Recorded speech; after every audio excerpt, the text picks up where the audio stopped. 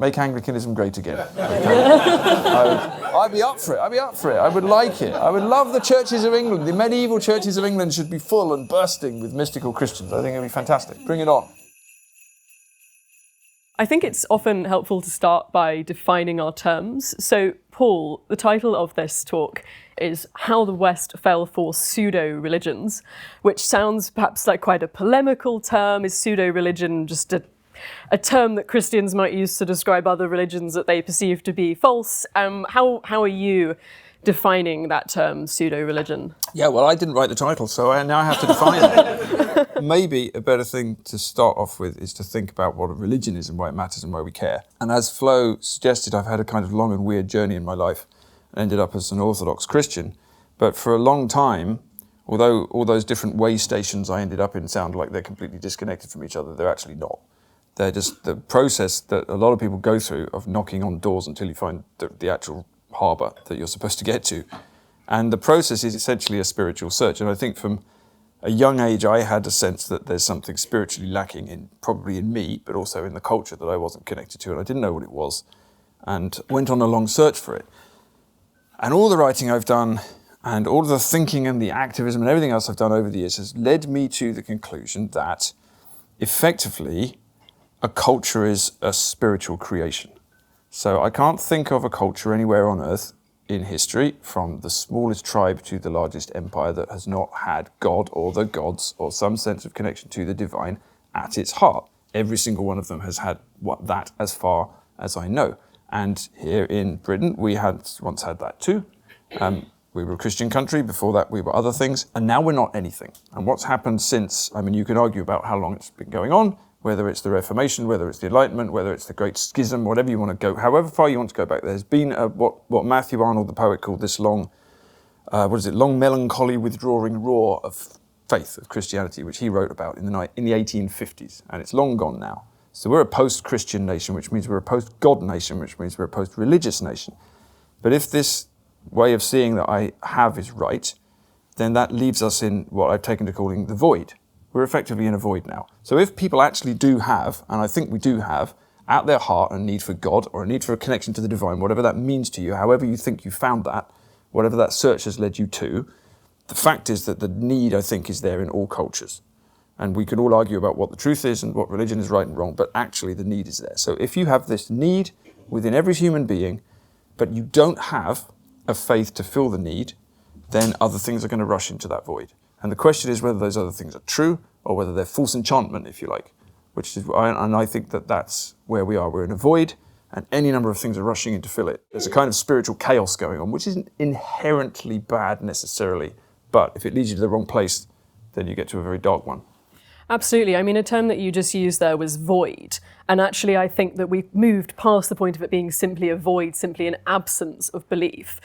Charles Taylor, who's very well known for his theory of secularism, in 2002 wrote a book called A Secular Age. And people often assume that he's just talking about the absence of religion, which he partially is historically, how Christianity recedes from culture. You mentioned Matthew Arnold, how that sea of faith retreats from the shores of culture. But he actually, really, his argument, which often gets kind of slipped under the radar, is that no, actually, where we are now in the West is not simply a void, but what he calls a spiritual supernova. I absolutely love this concept, and the way he describes it is, if you imagine we have this, I think the words he uses are a kind of galloping pluralism on the spiritual plane, basically a way of describing what you're saying, which is when you go from having one normative religious tradition in a culture, very shortly after you extinguish that, you suddenly see this kind of explosion, this kind of galactic, this sudden emergence, this pluralism of other religions and other traditions. So I think if we maybe start by saying, okay, so maybe we've moved past the point of there being purely an absence of faith. Arguably that never existed. Some people posit this theory that even in the Enlightenment there was superstition and we never really banished it. But let's just say we did. We've had this phase in time, and now suddenly we're opening up again. We're letting things in.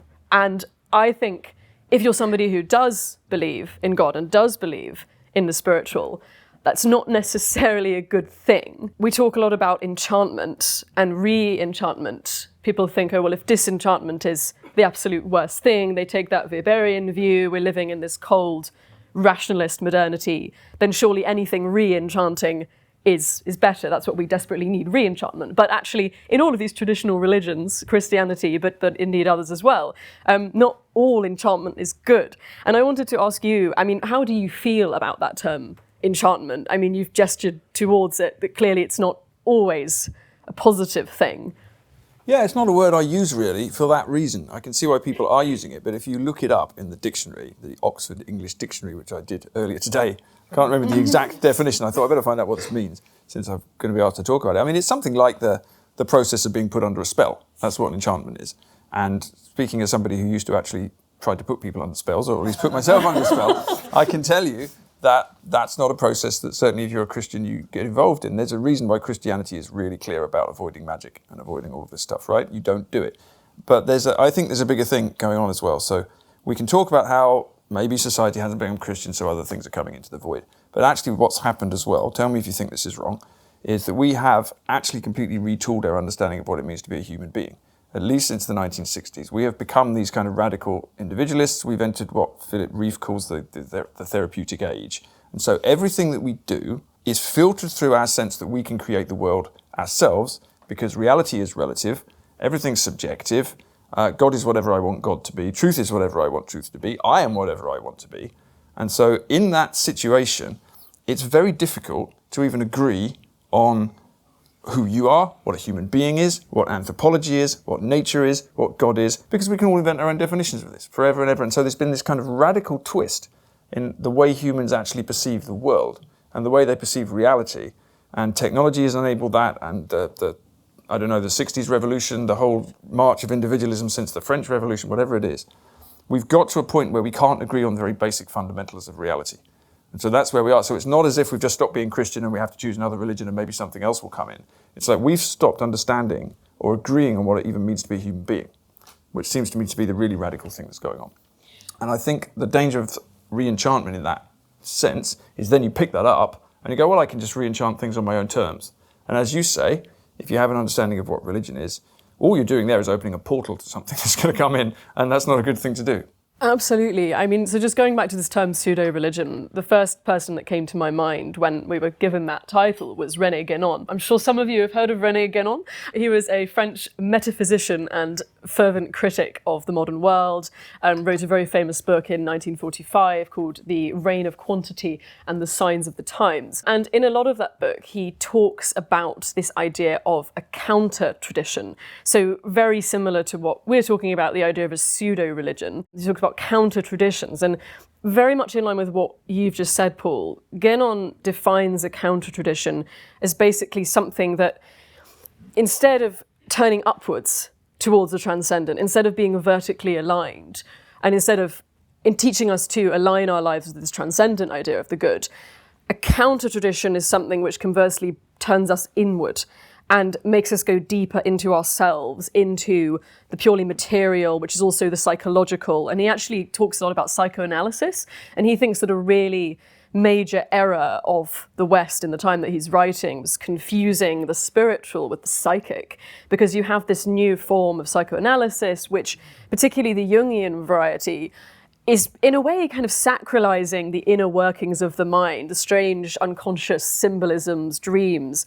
And in doing that, Guénon feared what you're really doing is just distracting yourself, and you're kind of playing around with something that's kind of deep down there. It's a kind of, yes, the imagination does have this kind of mediary position between the material and spiritual worlds. That is true, and that defense of Jungianism is interesting, but ultimately he feared that it was just bringing us deeper into the self. And I think a way that he describes this is a kind of infra-transcendence. So it's like, yes, you're transcending in a way, it's a kind of transcendence, but instead of going above, instead of going beyond yourself, you're just going deeper and deeper. And I think this idea of infra-transcendence is particularly interesting, this divinization of our desire.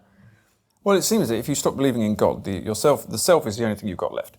Because if you don't think that there is anything in the world beyond material reality, then all you've got is material reality. And there is no reason, if you don't think anything is sacred or divine, or that there is any kind of meaning, or that there is any kind of creator who has an interest in you, or there's some sort of purpose or tradition or focus to the world, then the only thing that's left is a bunch of material matter.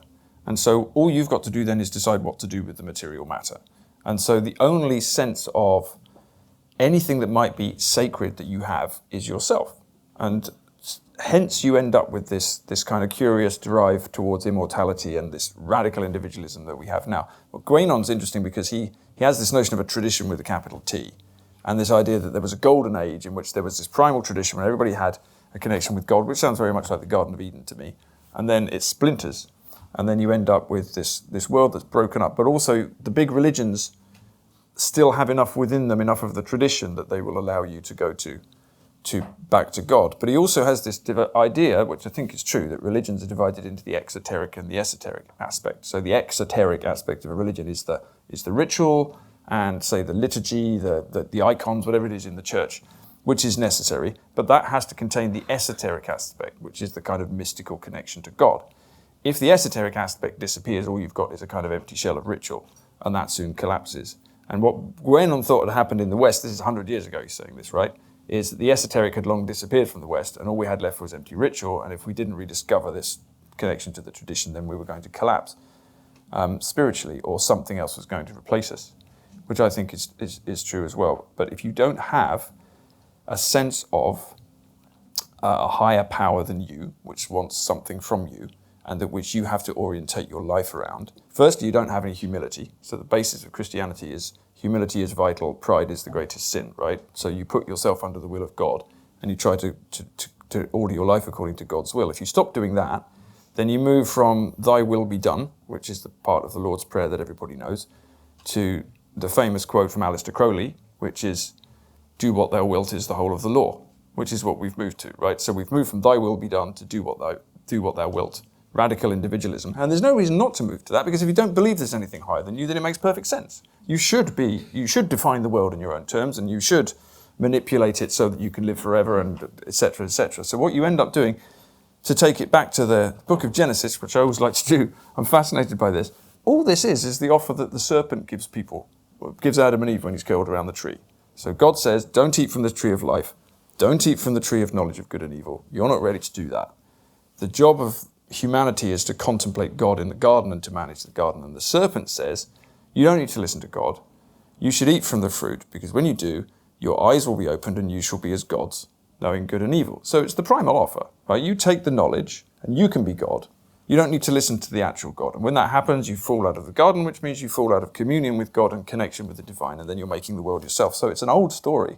And we've got to the point in this culture where I think it's become kind of psychically unbearable for people, actually. And that's why people are seeking re-enchantment in all sorts of places, many of which are dangerous. Well, I think that's the unintended consequence of secularization. It's not only do you lose secularization being the withdrawal of Christianity, as we've discussed, obviously there's other things that very quickly come in its place, but not only do you lose the positive teachings of the religion, but you also lose the wisdom that that tradition has in distinguishing between good and kinds of enchantment. I think this is the very interesting thing. It's like as soon as you lose the distinction between the two, you don't have any guardrails. And going back to Guénon briefly, I promise we'll move on, but I think he's absolutely fascinating on this subject. He talks about this concept of a great wall, that humanity is protected by a kind of, almost like a sort of spiritual ozone layer, which protects us from evil and demonic spirits. And this is taken from a Hindu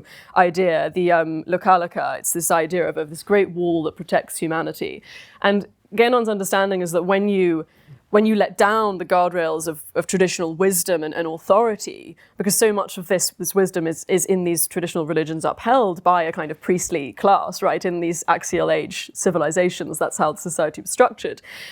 They are there to sort of protect that layer. And so he talks about how as soon as you lose that, you make yourself very susceptible to what he describes as fissures in the Great Wall, or cracks in the Great Wall. So I mean, it's a very fascinating cosmology that he's presenting, but I think, yeah, he's in agreement with you that basically not all these things are bad and can be incredibly psychologically harmful. I think it might be helpful to sort of talk about examples of pseudo-religions, because when Guénon is writing, this is a time when you've got Freemasonry, you have Theosophy, which is a very syncretic mashup of Eastern religions, occult systems, very much in a hermetic vein of we're going to know everything there is to know about the universe so we can have a kind of power over it. I mean, that's more of the occultist position, but he was seeing this in his own time with theosophy, neo-spiritualism, this kind of thing. Obviously, we've moved beyond that a bit. There have been other kinds of pseudo-religions. A particularly interesting figure, very influenced by Guénon, is an Orthodox Christian convert called Seraphim Rose. And he was very big on this idea of false religion, like false enchantment, pseudo-religion. And he thought in his time, so writing in the, I'm looking at Clive, because Clive knows about Seraphim Rose. He died in the 80s. No, he was writing in the 70s. 1970s. Yeah. And in his time, he thought that the pseudo-religion of his era was UFOs. He was really concerned about UFOs because he thought people were becoming enticed by the prospect of life in other galaxies, getting so fixated on this idea that they were becoming distracted from religion, to the point where he actually states he thinks that UFOs are demonic intelligences. And he has this very, very interesting, I mean, because he's very much drawing on Orthodox theology and this idea of prelest, which I know you've talked about before, the idea of spiritual deception. Rose thinks it's UFOs. Again, I'm not sure quite how, well, actually there's still tons of UFO sightings in America and UK specifically, which is interesting. What do you think today, in what form is pseudo-religion taking, would you say? Well, I thought I'd write a list, because that's why I've got this notebook. So this is the only way I'm going to remember. So just trying to think more widely about it. If you have a void in which a religion has left, then into the void is going to rush new things, because as Bob Dylan put it, you've got to serve somebody, right? So you're going to serve somebody. We should just quote Bob Dylan all night, it's much clearer. Actually, not always, actually. You've got to serve somebody, you're going to need to worship somebody, you have to devote yourself towards something higher, and if you don't devote yourself towards God, you're going to do something else. So what would the pseudo-religions be in a post-Christian society? So I've done a little list, you can tell me what you think. The first one is science, actually. This comes out of the Enlightenment. Now, science comes from the same root as magic. Most of the early scientists are magicians. Isaac Newton wrote far more about alchemy than he ever wrote about what we would regard as science today. So science is a way of understanding the world. It might not be a religion as such, but a way of understanding the meaning of the world has completely replaced every religious story. And science is good because we think we can control it. So the story that modern science tells us is if we do enough science, we'll basically understand everything. And then, of course, the unspoken bit is that once we've understood everything, we can then control and manipulate it for our own benefit. So we can take the world and we can remake it completely in our own shape. So that would be the first one. The second one is mammon, capitalism. There's a great book called The Enchantments of Mammon by Eugene McCarriger. We talked about this. So McCarriger is a historian, and he says this notion that the world is disenchanted is completely wrong. All we've done is we've transferred our need for worship onto something material, which in our case is wealth, is capitalism as a system, which for him is represented by the god Mammon, which is the worship of money, and that's pretty much what we do in the material sense. And again, all of this makes sense if you don't believe there's anything higher than us, right? So if you don't believe there's anything higher, there's any divinity, there's any God, there's any path, there's any meaning at all, then you make your own through using science and technology to recreate the world in your image and getting as rich as you can, because why not? That's great. So we'll all worship money, and that's not difficult for us. Then the third one I would suggest is, as you say, these kind of counter-initiations in the Guénonian sense. Lots of occult stuff, absolutely tons of that. And lots of going off to the east, which I did as well, going to Buddhism and Hinduism and things, all of which are valid traditions, but people kind of pick and choose the bits of them and mix them up with the other bits. Or going off to have an ayahuasca ceremony in the Amazon or something. And again, these things are valid within the tradition they fit in, but Western people like to pick lots of bits out of them, hang a dream catcher up, do some tarot cards, this kind of stuff. I'm pleading completely guilty to having done this, by the way. Never had a dream catcher, but apart from that, just picking bits from traditions and mixing them all up and saying, well, this is great, I'm religious now.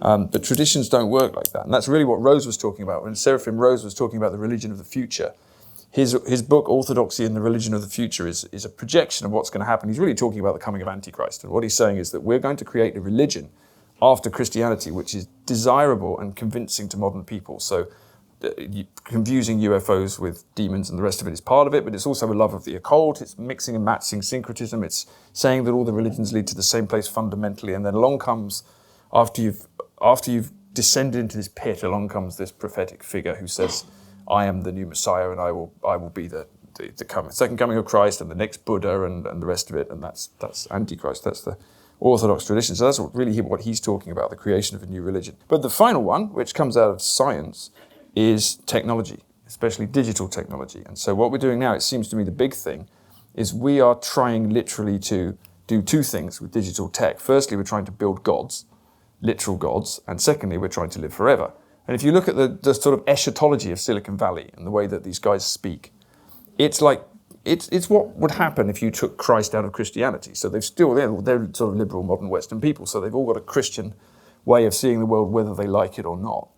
But they're trying to use technology and science to build paradise, because obviously they don't believe that the real thing exists. So what do you do if you want to go to heaven and live forever without God? Well, you can try to build machines that will allow you to extend your lifespan or perhaps live forever. You can try and go and colonize Mars so that you can live in a fantastic human paradise. You can spend huge amounts of money building artificial intelligences. I've written quite a lot about the way that these people speak, and they all talk about, they're very open about how they're building God, they're making God. Ray Kurzweil, who's the head of engineering at Google, was once asked, does God exist? And he said, not yet.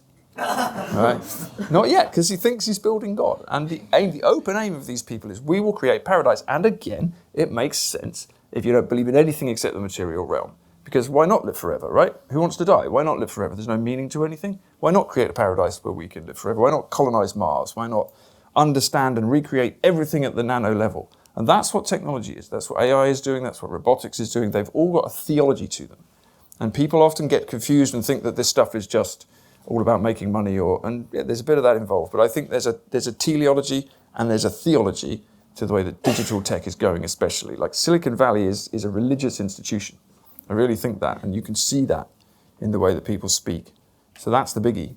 I think that's the way it's really manifesting now. What would happen if you had a Christian understanding of the world, but you took Christ out and you replaced him with a machine? That's what you get. So that's my theory of the world. So there's a Q&A later, so you can tell me why I'm wrong. No, absolutely. I think you're completely right. And I also think technology is an interesting one, because for a long time, technology was seen as something that was going to be a necessarily disenchanting force. I'm returning back to Weber again, because he is obviously coining this term disenchantment, and it's very closely bound up with scientific material progress. And then you have the kind of mass production economy, you have the factory, you have Henry Ford, this kind of mechanization of life that Weber's describing as an iron cage. And I think in that era of hardware, of solid modernity, if you like, technology is something that seems like it's only going to further profane the West. And I think you see something very interesting in that transition from hardware to software, the birth of Silicon Valley, people who are injecting the machines with this very consciously, not only spiritual, but hyper-libertarian. Adam Curtis's documentaries on Silicon Valley, but on politics, which give a lot of airtime to the story of Silicon Valley. I remember he interviewed people at the time who were in that scene, and they were so influenced by Ayn Rand to the point that they were calling their children Rand or whatever, like it was a huge influence. So you have this sort of techno-libertarianism coming with the invention of the personal computer that's this liberating force. And they really do speak in this technological language. I remember they were interviewing cyberpunk. Like, cyberpunk isn't really a thing now, but... Is that gone, is it? I'm out of touch. Maybe it is. They just don't go by the... but they were interviewing people, and they were saying things like high technology and high magic are the same thing. And I think that's perhaps because the nature of technology has itself become quite occult. Like we thought we'd chased away all of the mysterious, incalculable forces, and now we've actually introduced something which we hold in our hands every day, and actually we don't really understand. There is a kind of hermetic inner working. So I think the potential for re-enchantment, and specifically a kind of dark or false enchantment with technology is huge. And one of the things that I find quite interesting is the way that social media has actually become a real hotbed for these kinds of re-enchantment. So have you heard of witch talk? I don't know if anyone's heard, okay, this will be fun, I can explain. So a few years ago, this hashtag emerged on TikTok, witch talk, witchcraft and TikTok. And suddenly hundreds of thousands of videos of young women, pretty much always young women, filming themselves practicing various kinds of magic, often quite syncretic, a mixture of paganism, druidry, and more kind of hard occult magic, this kind of thing. And it's always, I mean, you have to take these things with a pinch of salt because I think it can be extremely performative and people just like the aesthetic. Grunge is in, like people just like the witchy look, they like the pentagrams, you know, and I think there's an extent to which you may be able to attribute a lot of it to that aesthetic value. But at the same time, the actual interest in it, particularly among young women, has statistically soared. I mean, I think there's is it something like 170,000 people identifying as pagan or Wicca in the UK at the moment? It's you know, it's actually having a really big influence. And you know, my younger sister talks about doing Ouija boards at sleepovers, you know, quite normally, as if that's a perfectly normal thing to do. So I don't know if you witnessed this, and I mean, what do you think? I mean, because I personally do see the psychological dangers of it. And I know a really interesting story when I was, I mean, anecdotal, but to the best of my knowledge, this is actually true. When I was writing something on this, I interviewed a parent who wanted to kind of give a testimony about this kind of thing. His daughter's a Muslim, goes to a school with most of the children are Muslim, and was saying that his daughter and her peers became getting really into Ouija boards, but also other kinds of like seances and this kind of thing. And correlating with this, they'd become very, very kind of depressed, very inward looking. Some of them had actually stopped wearing their headscarves, which I think is extremely interesting. This incredulity of religion coming with exploring the occult. He was talking about self-harm, questioning gender. And look, I mean, teenagers experience these things for all kinds of hormonal, emotional reasons. But you do have to wonder, are there actually real psychological dangers? I mean, what do you think about that? Well, look, I'm an Orthodox Christian, so I think there are real spiritual dangers. It's not just psychological dangers, right? So if I'll tell you what I learned when I was a witch, right? Please, I wanted to ask you that. One thing I learned was that it's good fun to stand in a wood in a cloak, right? But that wasn't the main thing. One thing I learned was, if you call things, they come, right? There is a whole dimension of things out there. If you are a Christian, or indeed if you're a Muslim, or indeed if you're a Sikh like my wife is, or again, every other religious tradition I know, you are well aware that there is a whole range of beings out there in the spiritual world, some of which will want to help you and some of which wish you harm. There's a spiritual war going on between good and evil all the time. That's pretty much the background of all religious stories. So if you believe that, which I do, if you call things, they turn up. If you do a Ouija board, things come through the Ouija board, right? That's how it works. Now, if you don't believe that, fine, you can just muck around with your Ouija board because it's just a bit of fun. But then why is everybody getting depressed? Why is everybody getting suicidal? Why are people's lives falling apart? Everybody in my Wiccan coven had a disastrous, collapsing life. Wonder why that was. This stuff is real. There are forces in the universe that happen when you interact with them. And if you don't believe that, that's okay, but I didn't used to believe it either, but it is true. So from a spiritual perspective, you have to be very careful who you talk to. Right? You have to be very careful what portals you open or who you call down, even for a bit of a laugh. And why would you be doing a Ouija board if you didn't think it worked? I mean, why would you be trying to talk to spirits if you didn't think there were spirits? Seems like a weird thing to be doing. So that's what's going on, if you ask me. And the danger of it is very weird and very strange. And it all does fit into this strange primal story of what happens when you turn away from God. Because if you turn away from a sense that there's a creator, then the only thing that's left is you. And you will do the creating. And you will think that you are the creator. And that's great fun for a while, but then you're going to realize your limitations after a while. And we're living in a world where we've convinced ourselves that there's nothing but humans creating things. And it's not working. Which is why even Richard Dawkins has decided he's a cultural Christian all of a sudden. Having spent his life soaring off the branch he's sitting on. He's realised he's about to fall down to the floor. But you know, there's some very bizarre stuff happening, and I do think that a lot of it, the internet is enabling a lot of this stuff, right? So the internet is. I'll do an experiment. Who's got an iPhone? Put your hands up. Don't feel embarrassed. Okay. I've got time to do this. Take your iPhone out of your pocket and turn it off. Okay, if you want to. Who wants to take your iPhone out of your pocket? Turn it off for a second. I want to ask you something. If you know how to turn it off, right? Now, I did this once and somebody said, I don't know how to turn it off. Turn it off. So then what happens when you turn around and look at the back of the iPhone? What do you see? On the back of your iPhone. What do you see? Anyone? Camera? An apple? What kind of apple? It's got a bite out of it, hasn't it? That's very interesting, isn't it? So what happens if you look at the front of the iPhone when it's turned off? What do you see? Yourself. Sorry? Me. You! Exactly. This is very interesting, isn't it? So you've got an apple with a bite taken out of it on the back, and you've got a reflection of yourself on the front. And you've got a little black mirror in your pocket, which is both tracking you and enabling you to engage in all of these forces that we've talked about. I did that little experiment at a talk I gave in Dublin once, and I was doing a little slideshow, and I had a picture of Steve Jobs up there, and we were talking about Steve Jobs. And I was doing this talk with Jonathan Pajot. Some of you might know him. He's an Orthodox icon carver, and he's a symbologist. And he noticed something in this slide that I hadn't noticed. It's just a picture of Jobs like sitting in his office in front of one of the early Apple computers in the 80s or something. And Pajot says, have you seen what's on the shelf behind him? And I hadn't noticed, and I looked. And there's a little Christian icon on the shelf, a little scene from the Bible. Anyone guess what the scene was? It was Adam and Eve being expelled from Eden. So I'm sure that was just a coincidence. Actually, bonus question. Anyone know the price at which the first Apple computer, the Apple I, went on sale in 1977? It is $666.66. But as I say, it's all just a terrible coincidence. So, I mean, this is entertaining but also terrifying, right? So something is going on. And I do think, speaking as an Orthodox Christian, if you smash down all of the things that have protected you from various forces in the world, and if you decide you're going to wander away from God and you're going to wander away from Christ, talking about walls around cultures, I mean, the Christian perspective, of course, is that Christ protects you from whatever is out there that wants to get you, and if you choose to reject that, you can, because you have free will, but then you're easy meat, really. So this is what we're talking about, and this is why people are suddenly talking about demonic UFOs and all this stuff that sounds incredibly weird and conspiratorial. And you might only say at dinner parties, but apparently we're allowed to say here.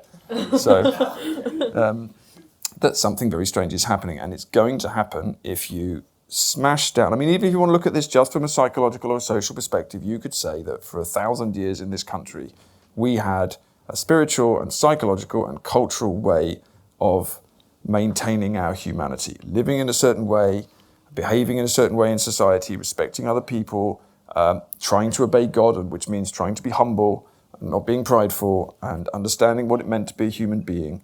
And even if you want to be purely materialist about that, if you smash all of that down, which we've done over the last period of time, you're going to get chaos. And that's where we are. And then you are going to get young people, especially, but everybody actually, desperately trying to find something. So again, to go back to Guénon says that we all have this need for God, which is true, right? Obviously, we all have a need for something.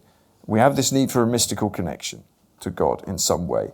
If Christianity can't provide that because it's become weakened or broken or given up or become part of the culture, which has also happened in the West, or if it just fades away and disappears, people will go looking for a mystical connection to God somewhere else, which is the story of like at least 10 years of my life. And you might be lucky and go somewhere healthy, but you might not. You might go somewhere that's really damaging. And people, the thing that drives people towards witch talk and all the rest of it, apart from just silly internet fashion, which is part of it, is a genuine desire for some spiritual meaning. But you can get absolutely caught up in some really dangerous traps if you don't have the spiritual guardrails that have been built up over 1,000 years by your religious tradition. And that's where we are, I think. Yeah, absolutely. I remember going quite deep into witch talk once for research, I promise. Although I should say I myself also, I wouldn't go far as to say dabble, because I actually never practiced, but I did go through a phase of meeting with some neo-pagans around a pub table, and that was very interesting. And I also, and I say this, not intending to be pejorative at all, but many of them were very troubled in the way that you describe. And I mean, you can't judge why people have come to it, or or whether what came first. Is it do they seek it when they're in a position where they feel desperate and it comes that way around, or is it that they dabble in it and then they feel more tortured, if you like? I mean, I don't think one can really judge. I think every situation is different. I was looking at witch talk, and it was so interesting seeing these videos of people having bad reactions and actually documenting their bad reactions. So there was this woman talking about playing with, I think it was Ouija boards, or she was doing some kind of demonolatory, like summoning demons, and then was doing this vlog about how she developed tinnitus several days later. Well, yeah. But again, I take it with a bit of a pinch of salt. What I wanted to ask you, though, I mean, I guess what somebody might say in response to this is, do you not feel that actually having been exposed to all of these different spiritual systems, having actually tried them and experienced their consequences or lack of spiritual fulfillment that you experience through them, then being led to your conversion. Do you think there is actually something positive in that, in people discovering faith through this very kind of unconventional postmodern way, and maybe risking spiritual danger in the process? Do you think in some ways that may actually be more, I don't want to say advantageous, but do you think maybe there is a value in that compared to, say, someone who's just grown up in a religion and is just going with the motions and may not necessarily feel it, isn't having that kind of intense journey in the same way? No, I know what you mean, and I do. I mean, I don't actually regret anything I did in my life, luckily, because it didn't completely destroy me. But like I said, I was just knocking on doors because I was looking for something. So you mentioned Seraphim Rose earlier. He's a very interesting example of this. Seraphim Rose was born in the 30s in America, grew up in a sort of American evangelical household, I think, rejected Christianity, highly intelligent man, went off to the university in the 60s, ended up experimenting with absolutely everything, sex and drugs and rock and roll, absolutely every 60s countercultural thing you could imagine, was searching everywhere for the truth. He was teaching at Stanford University for a while, taught himself Chinese so he could read the Tao Te Ching in the original, right? That's how clever he was. And was searching absolutely everywhere for absolutely everything, getting to the point where he was just getting drunk on the street and roaring animus at God because he just couldn't find meaning in his life. Ended up one day walking into an Orthodox church, and that had an impact on him. And he said he came to realize that the truth was not an idea, it was a person. And he was a hugely clever, intellectual, academic man who was searching everywhere and everywhere. Ended up becoming an Orthodox monk, will probably end up being declared a saint. A fascinating life story, but completely American, completely modern, because he just looked for truth, because the Christian tradition he'd come from was not giving him what he thought the truth was. And there's nothing wrong with that. If you think that religion, I think going on this idea of a religion being exoteric and esoteric at the same time is really important. So you need the outward manifestation of the religion. You do need the church, you do need the rituals, you certainly need the Eucharist, but if it doesn't have the esoteric aspect to it, the mysticism, the actual connection with God, then all you've got is a hollow shell. And a lot of modern Christianity in the West is especially like this. And then it just becomes political, or it just sort of devolves into very worldly stuff. And if you've got a hunger for God and a hunger for truth, that's not good enough. And that's not just true of Christianity, it might be true of other faiths as well. So you go looking. And so it's not a bad thing to go looking, but you just have to be really careful.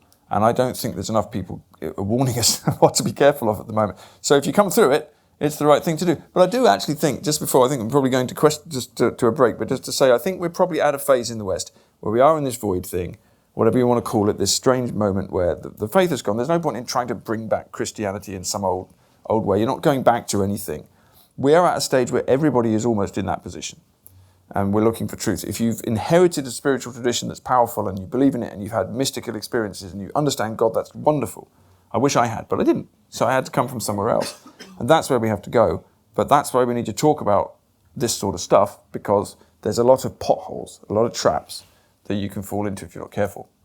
And finally, I think I know what your answer is going to be to this, but what is the solution? What's the antidote to counter-religion? Yeah, well, literally the only antidote to counter-religion is religion. I mean, that true religion, right? So you've got to work out what that means. If you think any of this has any meaning, if you think that the world beyond the material is real, then the only question that actually matters is what's true, and who's true, and what is God, and how do I follow God? And that's, I know what my answer is, but you have to get there yourself. I mean, this is the whole point of the Christian story. You have free will. You have to choose who to obey. You have to choose who to follow, who to serve. You have to search yourself. There's no point in somebody just... If someone had come to me 5 or 10 years ago and said, oh, you need to be an Orthodox Christian, that's where the truth is, I would have had no interest in it at all. You have to go there yourself. So if you believe any of this has meaning, then the only antidote to false religion is true religion. So then you've got to go find it.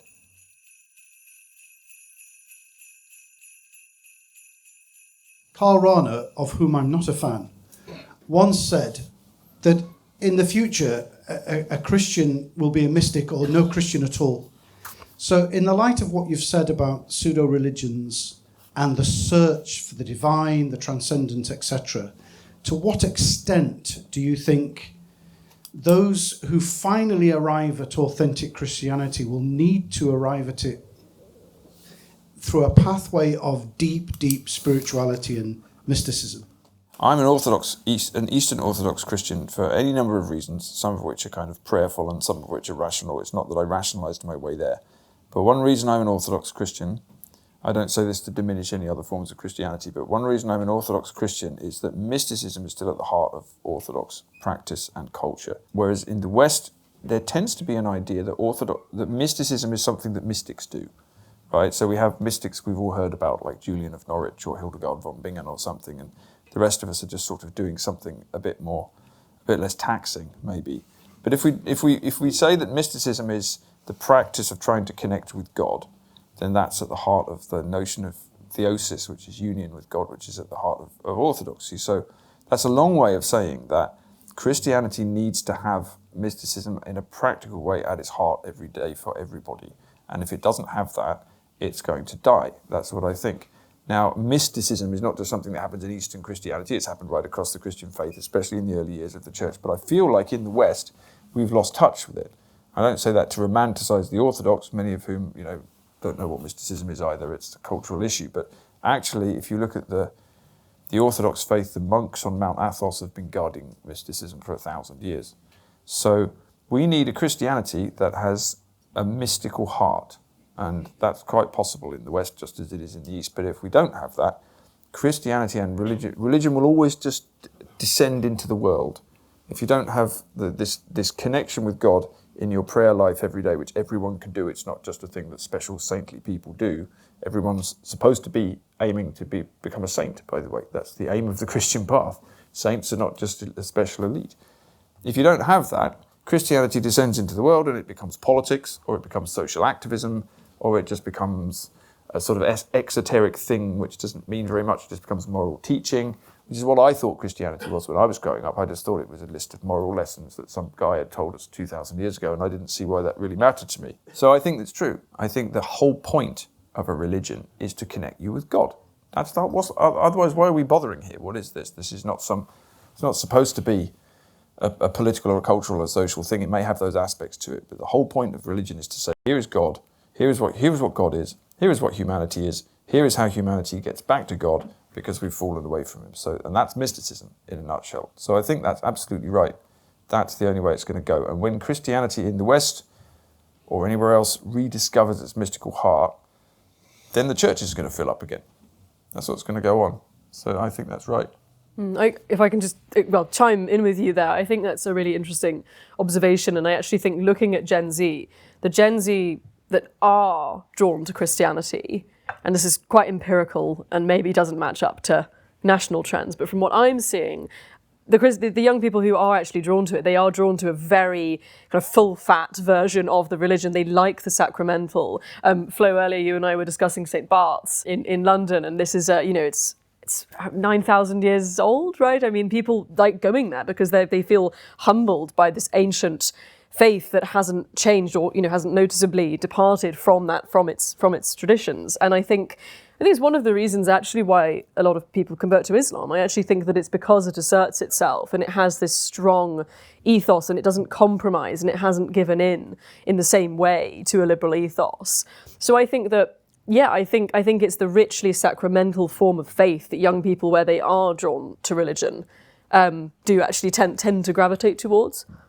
And it's the same reason people go to the occult, and it's the same reason they become Buddhists and they become Hindus or they look in the East, because they feel like that sense of mysticism is there in a way that it isn't in the West. I know that within Orthodoxy, it seems to attracting quite a lot of young men, and a lot of young men within the UK and in America that are coming to Orthodoxy. And I was just wondering if you had any thoughts on those parallels, perhaps. I think the politics of re-enchantment is incredibly interesting, precisely for the reason that you say, because on the one hand you have witch talk, which is overtly politically progressive usually. So when Roe versus Wade was overturned, a lot of these witch talkers were making content along the lines of, well, we're going to hex the US government and we're going to actually cast malevolent spells on them because of their banning of abortion, attempting to ban abortion. And so there's a highly politicized dimension to the appropriation of witchcraft and the occult on the left. But similarly, as you describe, there is also a highly politicized form on the right. And it's interesting actually how, yes, some of that is very much going towards traditional Christianity. They have this vision of Christianity as this masculine, this kind of empowering masculine religion that they kind of strongman Christianity, I guess. But equally, you also see a lot of far rights dabbling with paganism, appropriating paganism because they perceive that to be the most effective revolt against modernity. They sometimes will, in their genealogy of modernity, they will actually say, well, Christianity is part of the problem. Part of the modern world is Christian because the kind of effeminacy, the perceived feminine side of submitting to a god that they believe is there in Christianity is deemed sort of too liberal, I guess. So I think that's a very interesting observation. I don't know if you have any thoughts on that, Paul. Just an interesting point of fact, the founder of Wicca, Gerald Gardner, was a member of the Conservative Party. Interestingly, he was a very strange, brilliant, eccentric Englishman from the 1950s who pretended that he'd rediscovered an ancient pre-Christian goddess religion when actually he'd made it all up. And then, but not of new cloth. He'd mixed it together with Freemasonry and Wicca and all sorts of other things. A bit of Aleister Crowley. So I'm not sure Gerald would have approved of the witch talk girls. They did do a lot of. They did hex Trump quite a lot as well, which obviously worked really well, didn't it? So they did a lot of that. Yeah, there's a lot of young guys going to Orthodoxy and to the traditional Latin Mass. Obviously, the danger of that is if they think this is a political right-wing response to the bad woke people, then they're in the wrong place for the wrong reason. Having said that, people get brought into the church for all sorts of weird reasons, including me, and you never know what you're going to find when you're there. So there's a thing going on. There's a thing going on with young people. You can see it. I mean, those are two examples, right? So you've got young women going to witch talks, some of them, young guys going to very traditional forms of Christianity, because they think, by the way, a lot of these young guys, they want a Christianity that's really going to challenge them. They want a spiritual war. And if you do that right, spiritual war's good. If you're fighting the demons within yourself, if you've decided to fight the enemies in the world, it's different. But they want a Christianity that makes them do 100 prostrations a day and fast for 40 days before Christmas and go to the liturgy every week and stand up for 2 hours. Right, it's what you have to do in Orthodoxy, which is interesting, but it's like they want a spiritual challenge. So in all of these ways, some of them false and some of them real, people are just searching for God and truth. But like I say, you can go to the wrong place, like the witch talk people do. You can also go to the right place, say the church, for the wrong reason, because you think it's a way to politically fight the people you don't like, which is a danger as well.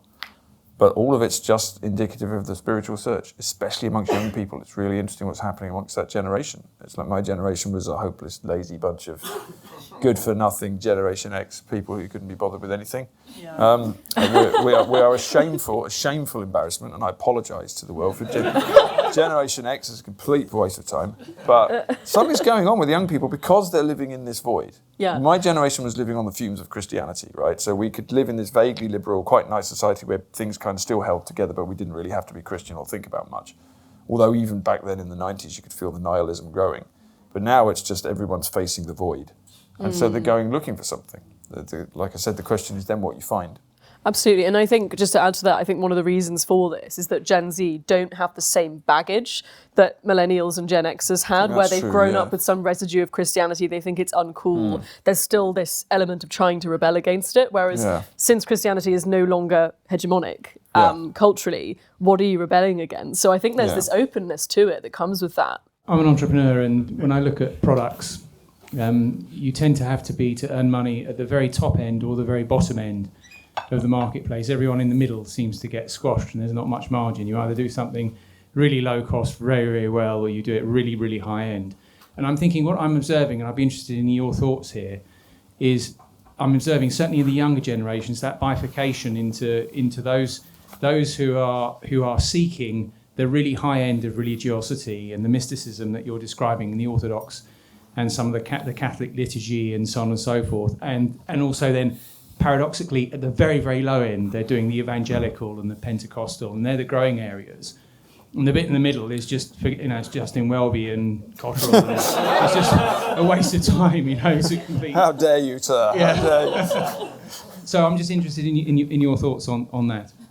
I hadn't thought of it that way before. It's like a marketing executive's view of religion. It's quite interesting. Are there any evangelicals who'd like to object to being called low end in the room?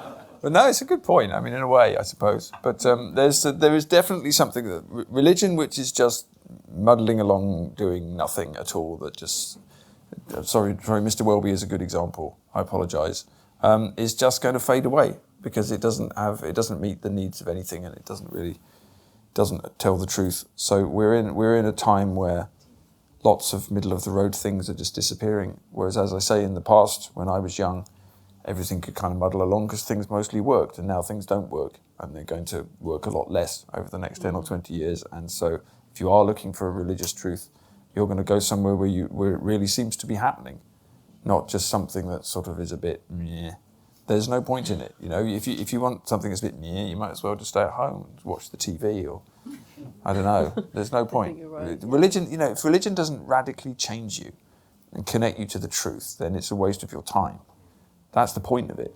Otherwise, it's just, why get out of bed on a Sunday morning and go all the way to church and stand up for 2 hours? You'd be better off just having a nice breakfast, So you only do this if you think it's really going to change you, because you need to be changed. So I think that's true. And as things get more desperate, as the void gets more like a howling nihilistic mess, that's going to be the question. Where do I go to find the truth? Seraphim Rose said, he had something about that. He said, Christ is the only exit from this world. He said, all of the other exits that people try, sexual rapture, political activism, they lead to the kind of the graveyard of it's like you have to go for the truth, and you have to look for it, and that's what people are doing now, which in a way is good. I mean, I think it's actually quite an interesting time to be alive. I know that's a Chinese curse, but it is an interesting time. It is an interesting time, and that means all the sort of chaff burns away, and you've got the search for truth, and you just have to make sure it leads you in the right direction. I think I agree with you in terms of that Christianity needs to recover a mystical heart. But I'd love it if you could just unpack a bit what we might mean by mysticism and mystical heart, and how that might be different from some other forms of Christianity that are, historical forms or current forms of Christianity. Yeah, it's a really good question. So I can only speak from my own experience, and I'm not an expert or a theologian, so everything I say could be wrong. But when I grew up, and this is partly my fault, right, because I wasn't paying any attention. So Christianity to me was, as I said, a set of moral lessons. So here is what Jesus says you have to do. So you have to be good and don't be bad. And if you're good, you go to heaven. If you're bad, you go to hell. And it's not that it was wrong exactly. I mean, it was building on the Bible. It was building on the Gospels. Here's how God wants you to live, and here's how you're not supposed to live. So in that sense, it's almost like a social glue, in the way that religion is often a social glue, which probably worked for a while. But it didn't have any meaning to me because it didn't seem to tell me anything. Why did I need Jesus to tell me to be good or bad, given that the morality of my society was more or less Christian anyway? I could just have my mum and dad telling me that, right? Or the school telling me that. Why did I need to go to church and hear Jesus telling me that? And the church didn't seem to give me much beyond that. I don't blame the church for that, because I think it was just in a society where nobody was listening, including me, right? But that was what I thought was going on. And what I see certainly in the Orthodox faith, although this certainly exists in the West, but I think it's more alive in the East, is at the heart of, say, the Orthodox faith is a tradition called hesychia, which is a kind of inner stillness, which involves the use of the Jesus prayer, which is designed to take you directly to God. And what the Orthodox believe is you can achieve something called theosis, which is union with God through prayer. So this is basically a mystical claim. And whether or not you believe in the Eastern understanding of God, obviously the Western mystics have all been doing the same thing. So this is a Christian tradition right from the beginning. The point of this thing is to connect you to God, and then your life is transformed from within. And that is really kind of is happening, disturbingly. And then you find yourself, it's harder and harder to operate within society, so there's a bit of a tricky one there. But what we're really talking about is the actual personal practice of basically prayer, which will lead you to God and transform you from within. That's the point of Christianity, East and West, whatever. The East-West split is a historical thing, but that's the point of Christianity. That's what Christ is teaching you. And so the church is either guarding and teaching that or it isn't. And I think at this point in the West, the church isn't doing that. For whatever reason, historically, it's got into a situation where it's tried to embrace the culture, it's tried to keep up with the culture, it's tried not to offend anybody, it's ended up basically being a bit of a charity. Well, why do I need a charity that tells me that Jesus agrees with social justice or whatever? I mean, fine, it may all be good or bad, but what's the point? The only point of it is it totally transforms you and your relationship with God and reveals what God is. That's what Christianity is supposed to be. So a Christianity that gets back to that and says, here's the way you do that, that's what works. And the reason people go to Buddhism, and I did, and the reason people go to even silly things like witch talk or whatever, or even to slightly more serious occult esoteric traditions in the West, and there are plenty of them, is they actually want a practice in their personal life that can transform them in a spiritual way. Okay? And that's what is appealing about occultism. It does do that, right? If you become a Wiccan, a proper Wiccan, not witch talk, right? Become a Wiccan or whatever, become a druid, start doing Golden Dawn magic or something, it will transform you. Not necessarily in a good way, but it will. And so will real Christianity, and I'm sure that Islam and other religions do as well, if you do them properly. If it's just an exoteric thing that's connected to society, then it will just die off. And I think that's what that quote is about. Christians will either be mystics or nothing at all in the future, because there's no point in the church. People don't want a church anymore that is just somehow upholding a society, because that society's gone. For better or for worse, the society that the modern Church of England was upholding is gone. So you either have a Christianity that says, here's how to connect you to God, or you don't. And that's why the evangelicals and the Pentecostals, a lot of the African churches and things in London are just really, really thriving as well, because something's going on there. You know, you walk into the church and you go, wow. First time I went into an Orthodox liturgy, I had this powerful experience. Something was going on. God was present in the church. I didn't even really understand what was going on. It was a Romanian church. I barely understood the words. But something was going on, and I thought, I want more of that. And that's where people are. So I think that's what I'm talking about. And that's what we're talking about. I actually wondered if I could ask you a question, abusing my Go on, seat. you might as well. Just that line of argumentation. Do you think that, I know you're not an Anglican, but let's say you were, do you think that there would be virtue in the disestablishment of the Church of England for this reason?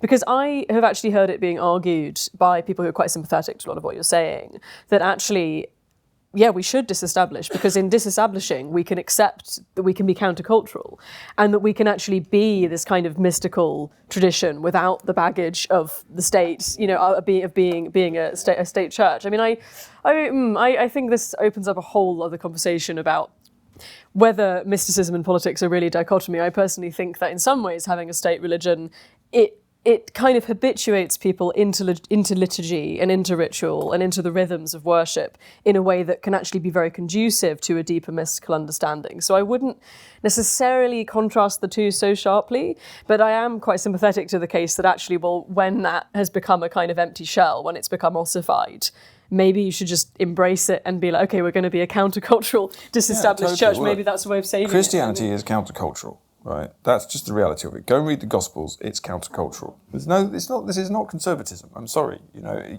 Christ says, I'm calling you out of the world, and the world is going to hate you. And by the way, you have to carry a cross, and you'll probably die. Okay? And by the way, leave your family if they get in your way.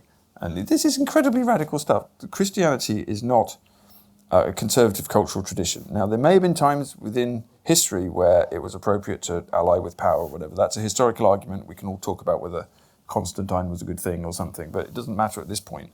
The question at this point is what to do now. And you know, I'm Orthodox, but I'm also English, and I love English parish churches, and I would really like the Anglican Church to be a real church.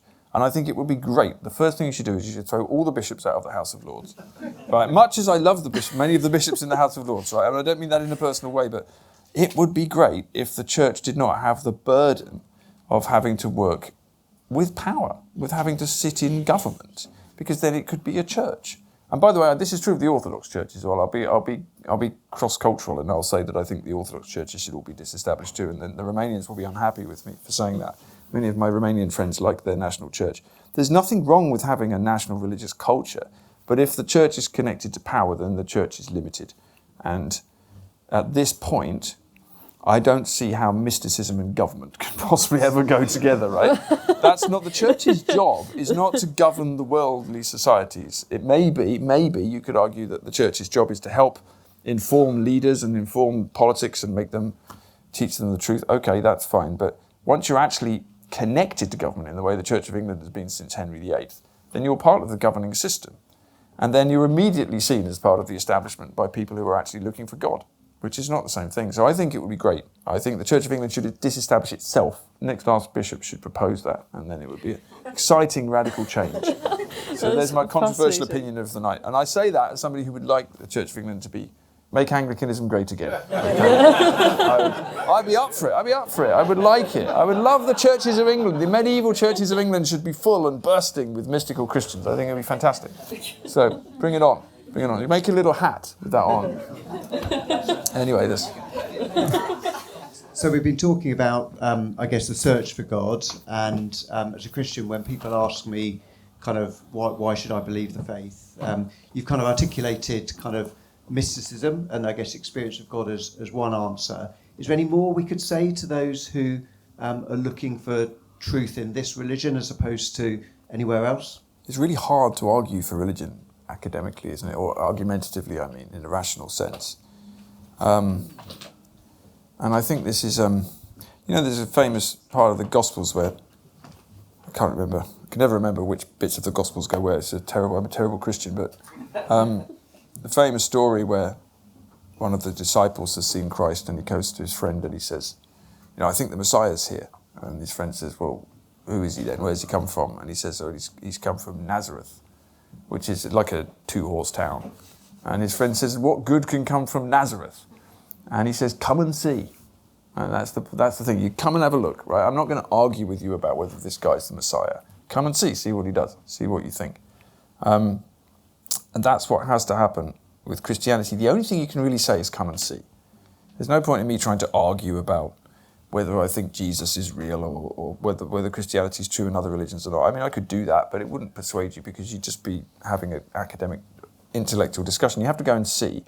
And I became a Christian because when I went to see, something really profound happened to me and kept happening to me. So that's why you need a church that's really connected to the truth, because then when you go and see, you go to the church and you go, wow, something just happened to me. Something's going on. And it isn't just an argument.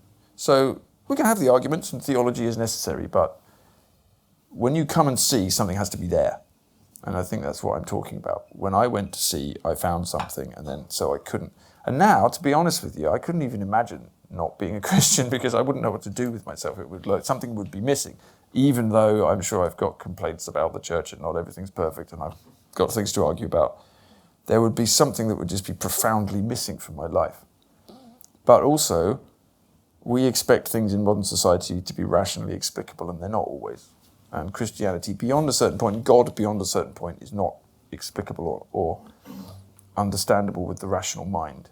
But if you come and see, and then you experience something, that's the only thing you can do. I mean, I wouldn't try and argue any of my friends into being Christian, but I might take them to church to see what happened, and then it would be up to God to do the work. So that would be my answer, I think, which is why the church has to be doing something that's profoundly affecting. Paul, sorry, just on the list of religions that you're talking about, did you include political religions and ideologies? And are they substitute religions or false religions? So the idea, also whether it's socialism or the idea of or environmentalism or just the enthusiasm to create the perfect world. Totally, and actually I think I completely missed that off my list. So thank you for reminding me, because that's actually one of the key pseudo religions of the time is precisely ideology. There's a historian called John Bossy who came up with this great phrase, the migration of the holy, which I love. And his notion is that in the modern period, the sense of things being holy and sacred migrates from, or is taken from, the church into the state. So the church declines for various reasons in the modern period. And the things that people then want from religion on a social level, they transfer to the state. So if we look at how absolutely obsessed we are with politics in this country, who's in government, what are they doing? What are they doing about the National Health Service? Are they making the trains run on time? Are they good or bad people? We project all this stuff onto poor Mr. Starmer, who can't, he just hasn't got it, and no one's got it. But because they're just politicians, they're just guys trying to run the systems. But we want things from them that are actually much bigger than that. And so again, if you stop believing that the world can be transformed in a spiritual way, then the only way it can be transformed is by human means, and one of those means is technology, as I talked about, but another one is ideology. I mean, Marxism is a great example. Marxism is a religious system. It looks like one, it sounds like one, it's Christianity without God, it's deeply influenced by the Sermon on the Mount. But if you take, I always like to say that wokeness is like the Sermon on the Mount without God, forgiveness, or, God, forgiveness or love, basically, which is a bad sermon, right? You don't want to hear the sermon. You can't have the Sermon on the Mount without that. But at the heart of it is the same thing. We want equality, we want justice, and those are good things, right? But if they get twisted. Chesterton famously said that the world is full of the Christian virtues run amok. It's not full of vices. If you take the Christian virtues out of the Christian church, they run amok all over the place. So I think that's absolutely right. We want a big system that's going to make the world better. I used to be an environmental activist, and that's what I wanted. If we just do the right thing enough, do enough activism, then we get that. So I think that's a really good question, and I apologise for missing out on my profound list of things that were true, but it's true. And something else that's interesting is I think we may be coming out of the age of ideology now. I think we're coming out of a time where we believed that a big ideology could save us, whether it's Marxism and leftism generally, or even fascism or whatever other big human-created system has replaced religion. I don't think we believe in those systems anymore, which is another part of the fragmentation of the time we're in.